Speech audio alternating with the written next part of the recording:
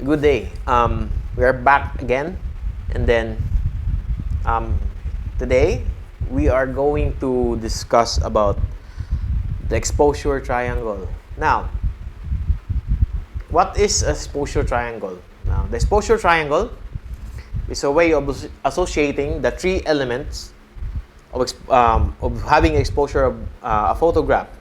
Basically, the aperture, which is actually on the lens side. Okay. The shutter speed, which you can actually control in your digital camera, and the ISO, which is the sensitivity of how the sensor captures light.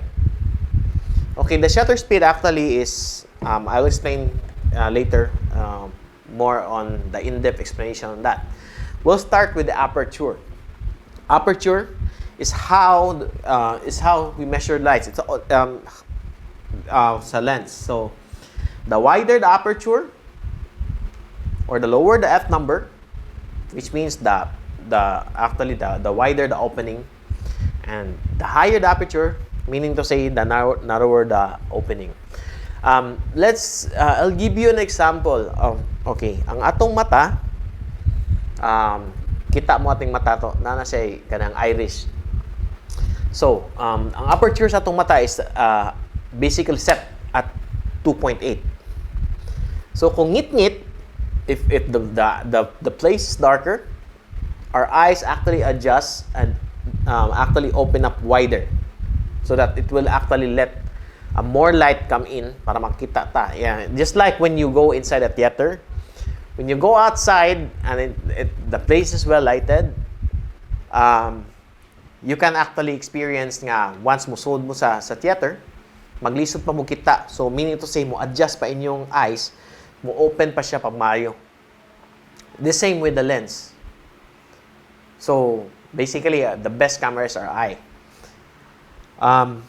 For the shutter speed, the explanation for that.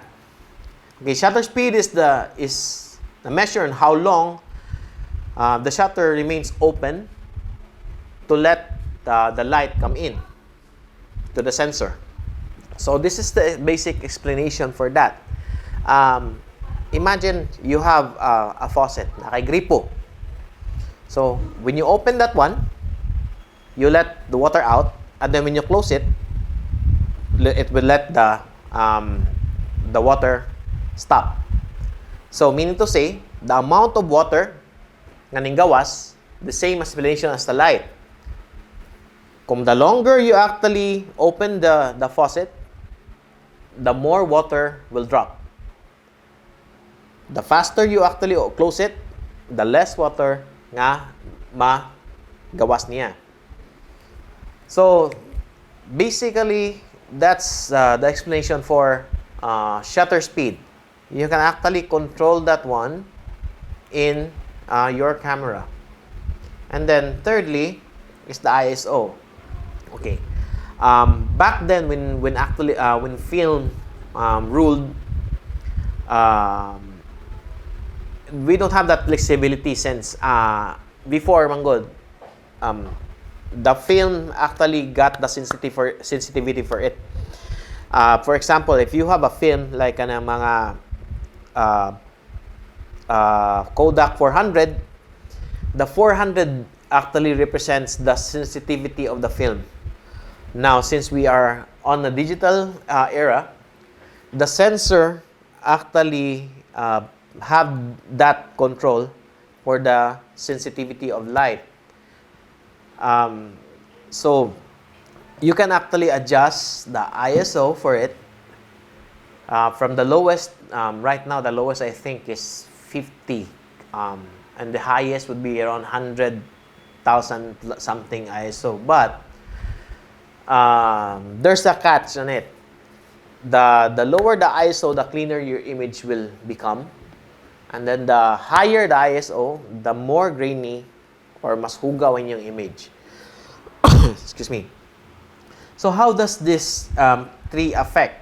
So basically, the ISO triangle, if you actually change one element, it will affect the other two. So, example, if you're going to if you're going to change the ISO, maapektuhan ang exposure sa other two. So you need to adjust ana para masakto ang imong exposure. So on the topic, I will give you a slide on your Moodle to actually explain it more. So that's it for exposure triangle, and thank you.